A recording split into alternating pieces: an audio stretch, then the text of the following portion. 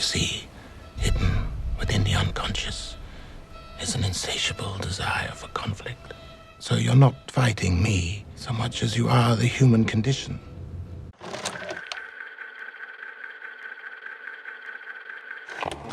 Have you ever found yourself watching a really great movie scene that makes you feel a certain way and wondering why that is? You don't deserve it.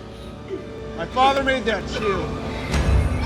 Well, most likely it's not random, because what the average viewer might not realize is that pretty much all movie scenes utilize different very specific narrative tools designed to evoke those feelings and this way make the scene quote-unquote great. And so today, even though here we usually deep dive into a couple lessons about one movie, this time we're gonna speedrun this stuff and take a look at a bunch of different great movie scenes to highlight the narrative tools they use and for what purpose. We can't possibly cover all of them because I still don't know even half of them, but these are some of the most central narrative tools that I've learned over the years by watching movies, reading screenplays and articles about movies, and also having been fortunate enough to work under some really talented showrunners. Some of this stuff I've talked about in other videos before, but I thought that a more extensive educational list could be useful, whether you're looking to use it in your own writing or just to get a peek behind the curtain to see how the sauce is made. I'll try to avoid major spoilers for smaller movies you might not have seen, but if you want to be sure, I'll also put chapters down below so you can skip sections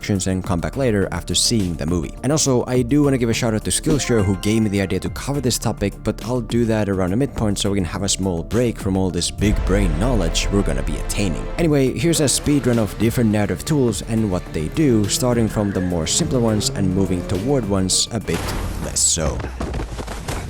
Conflict is the method of giving your hero a clear goal and obstacle, which is the source of all drama. In the finale of Civil War, Tony Stark finds out that Bucky Barnes murdered his parents and seeks revenge for them by doing the same to him, with Steve Rogers standing in his way. Conflict. But how this finale really super packs its conflict is by not looking at it only from Tony's point of view, but also from his oppositions. Steve Rogers' goal this whole movie has been to save his best friend, and now the thing standing in the way of that is Tony Stark, which means that suddenly there is no easy answer or resolution to this scene. Both sides are all in, and this highly dramatic game will not end until there's a winner and a loser. He's my friend. I don't care. He killed my mom. And so if your scene feels boring, it might be because everything is fine and people are just getting along, which 99% of the time you have to fix by adding drama through conflict. Sexual tension is the method of placing two or more smitten characters in a game of will they, won't they in a way that arouses this nice tingly sensation. In 2013's Her, Joaquin Phoenix plays a sad loner who starts to fall in love with an AI program named Samantha, which is understandable because she kinda sounds like Scarlett Johansson. Hi. I can feel you. Oh my god, I can't take it. I want you inside me. The whole movie is built on the sexual tension of can these two actually be together, but the scene that really highlights the power of it is this one where Samantha has invited this nice young lady to serve as her proxy body. Honey, I'm home. Meaning that now we're gonna see if these two can indeed have a real physical relationship. And for any sexually or romantically interested audiences, it is very difficult not to get some form of enjoyment from what you see. I can't take it anymore. Take me in the bedroom. I wanted to touch on this second because, in my experience at least, sexual tension is the only viable alternative to conflict where you don't necessarily need conflict, even though you will find it here as well. It is so simple that some might even call it cheating, but if you can create this tingly sensation by pairing up characters with feelings for each other in a way that they can't yet just be with each other, that might be all your scene needs. Deadline is the method of establishing a ticking clock for a scene to evoke this feeling of urgent intensity. In Mission Impossible Fallout, you'll find this being used again and again and again, often quite literally. Complete 3 nuclear weapons in as little as 72 hours. Which gives you 2 hours from now. Widow is meeting Lark in 30 minutes. We meet the Widow in 20 minutes. This whole valley's gonna be incinerated in 15 minutes. She leaves in 3 minutes. 90 seconds. But a great example of non-literal ways you can use time is this scene where Ilsa Faust has to take on her former boss Solomon Lane in hand-to-hand combat, where she also has to worry about Right, so not only does Ilsa have to beat Lane one-on-one, she also has to do it before Benji succumbs to the rope around his neck. In other words, right in now. Come on, Ilsa, come on, we need to do it now, right now, now. And so, if your scene feels too calm and sluggish, ramping up the intensity with a smart ticking time clock might be the way to go. Theme is the method of molding your scene to be part of the larger purpose of your movie to create a sense of all-encompassing connection. Sticking with Fallout, the core theme here is about ends justifying the means. Ethan Hunt represents the positive side of life being unquantifiable. Some flaw deep in your core being simply won't allow you to choose between one life and millions. Whereas the villain John Lark represents the negative anti-theme of a billion lives being worth more than a million. There has never been peace without first a great suffering. The greater the suffering, the greater the peace. You'll find this theme being touched on again and again, but a great showcase of it is this scene where Ethan has infiltrated the bad guys to close in on John Lark and is now forced to watch his new evil pals plan to execute this random cop who saw too much. Meaning that once again, Ethan will have to decide his side of the theme. Does finding Lark and saving millions of innocent lives justify sacrificing this one innocent life?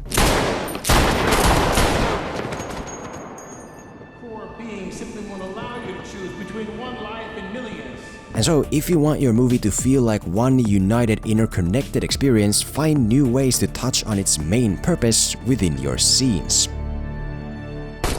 Choice is the method of forcing your character to decide something in a way that emotionally reveals them and also propels the plot to the next step. You already saw this with the Fallout cop rescue, you've all seen it when Anakin chooses the dark side of the Jedi to save Padme, but another great example is the interrogation scene in The Dark Knight, where we learn that the Joker has taken both Harvey Dent and Rachel Dawes and that now Batman has to choose.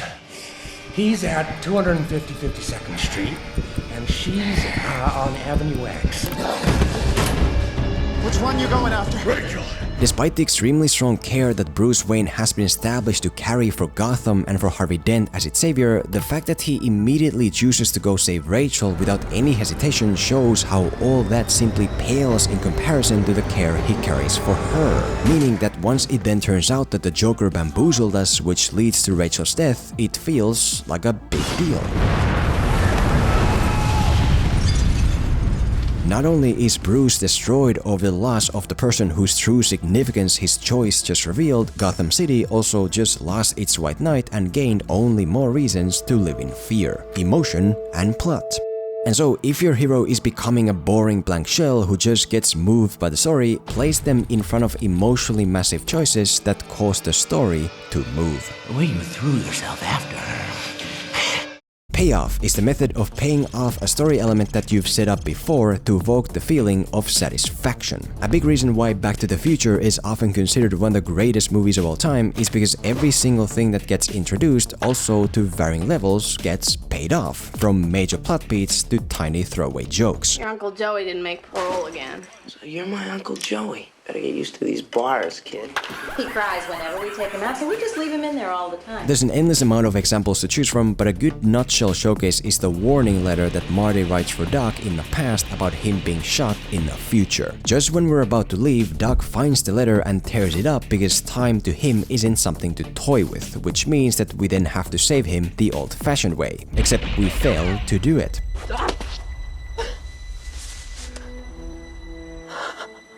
That is, at least, until... I never got a chance to tell him.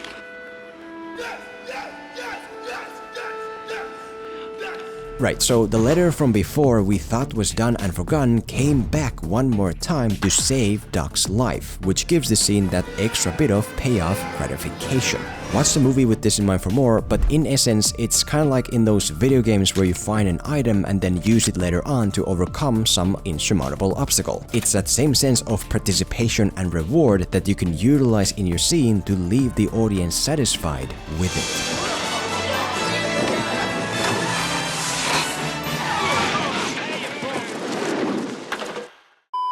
But since we've had so much information already, let's take a quick break to give a shout out to Skillshare, who gave me the idea for making this video. Skillshare is an online learning community hosting thousands of educational classes on everything from editing to music to marketing to animation to web design to, you guessed it, writing. So if you're, for example, looking to get into or learn more about screenwriting yourself, you can find a bunch of different classes covering more specific technical stuff that I often don't have time to get into like I do today. Whether it's how to format a screenplay for film and TV, whether it's what actually goes into writing for film and TV, whether it's how to build log lines, which are your first step to getting an agent, you'll find it here. Skillshare was also nice enough to sponsor a free 1-month trial to the first 1,000 Film Mentor viewers who click the link below, so check them out and start learning new skills in a similar manner that hopefully you're doing here. Also helps out the channel, so thanks. Dramatic irony means information that the audience and certain characters possess that other characters do not, which can be used to evoke truly nerve-wracking dread, for example. In Knives Out, we're let in on the secret that our hero Martha is actually the one responsible for the death that's being investigated. We see how it went down, we see the possible evidence she left behind. Meaning that once we in the morning then go investigate the property with the detectives, it's like, oh That's a video there. I saved the tape from that night. Canoke Street?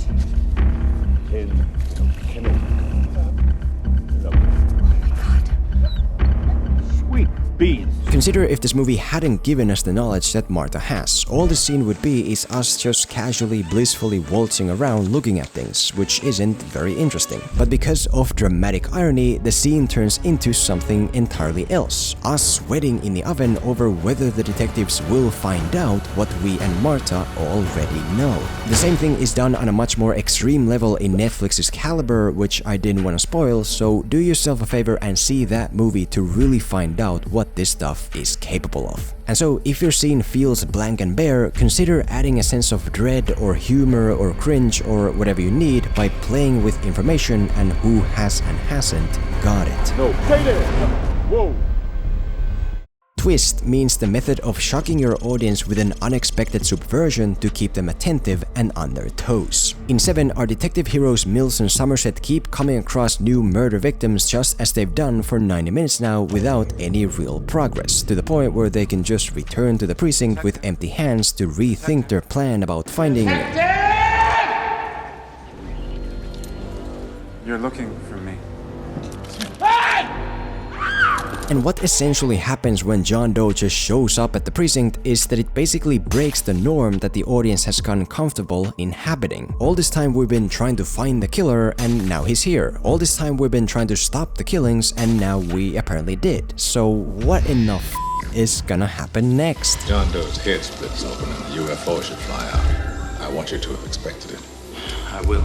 Meaning that once we then go on John Doe's field trip to find the last two victims, the audience is so transfixed by the potential possibilities that their eyes are now practically glued to the screen. And so if you feel like your movie is losing the audience's attention, shock them with the right unexpected norm-shattering twist to show that anything can happen and pull them right back in. Stay away from me now. Don't come in here. Whatever you hear, stay away. John Doe has the upper hand. Reversal is the method of flipping your scene between positive and negative to make it feel like a true roller coaster ride. Toward the end of Avengers Endgame, the Avengers have successfully completed their time heist and all is looking better than it has in a very long time. Until...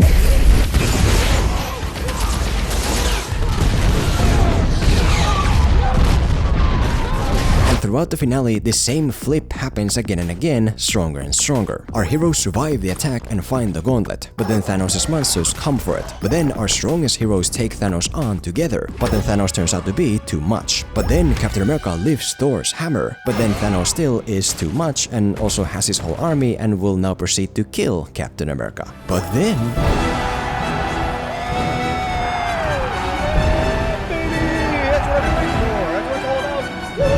And so, even though you might not be able to construct a cinematic rollercoaster on the level of Endgame's finale sequence, the closest you're gonna get is by playing with reversals. Give it and take it away. Give it and take it away. Because the lower the negative, the stronger the positive that follows.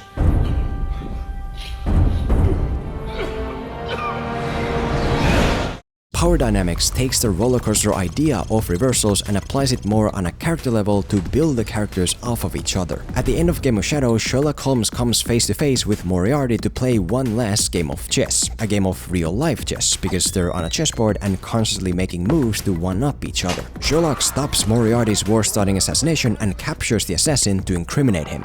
That doesn't bode well, does it? But then Moriarty deals with the assassin and states that war is inevitable and that he as a rich man cannot be touched.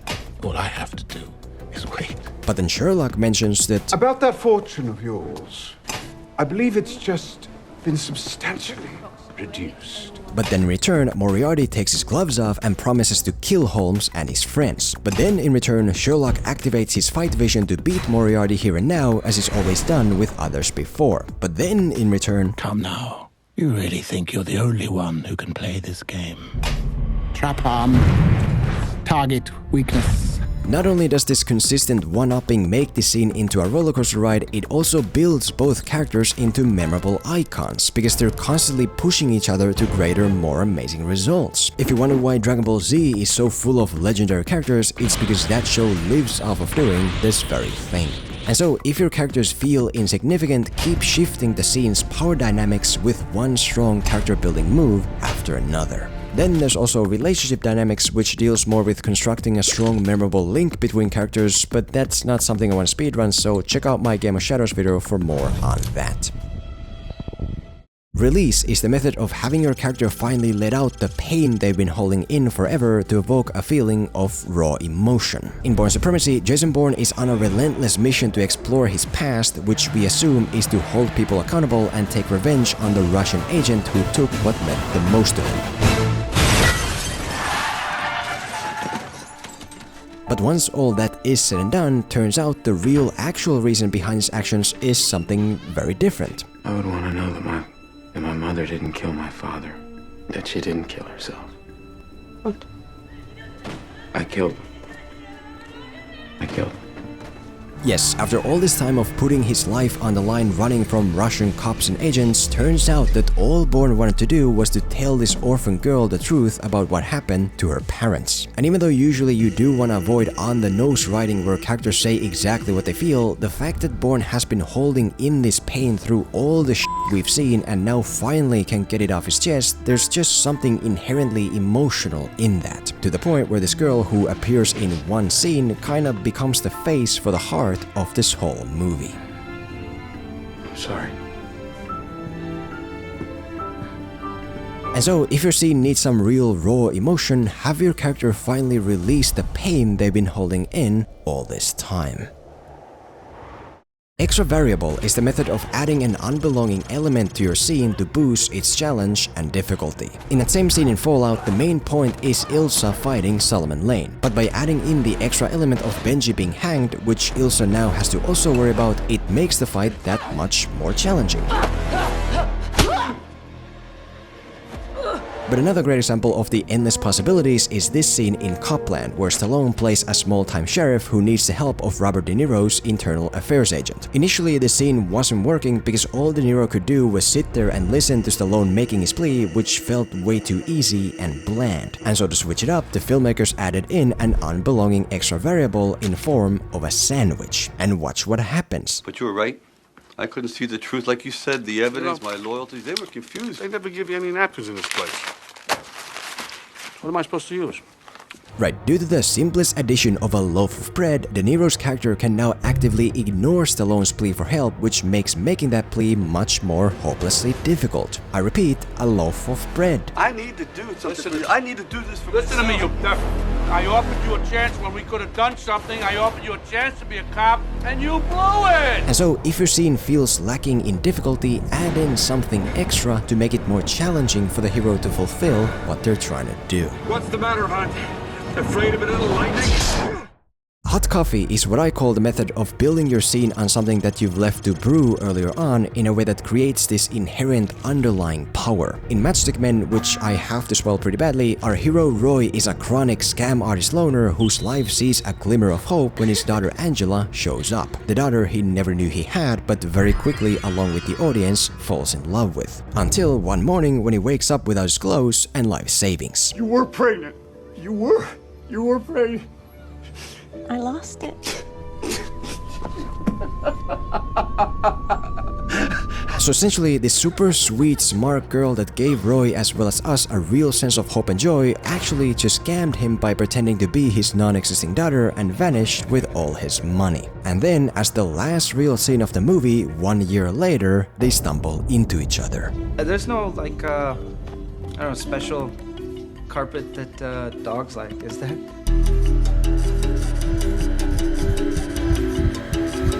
I actually think the scene itself could have been much better, but simply because it's built on this unresolved steaming hot coffee of this girl having hurt Roy in the worst possible way, the inherent power you feel while watching it is incredible. Like, we all know what happened, and now here we are with what happened right there beyond the screen. Holy shit. But I can knock 20% off if you pay cash. And so, if your scene is lacking in underlying power, maybe the issue isn't with the scene itself, but instead with what happens or doesn't happen in the scenes leading up to it.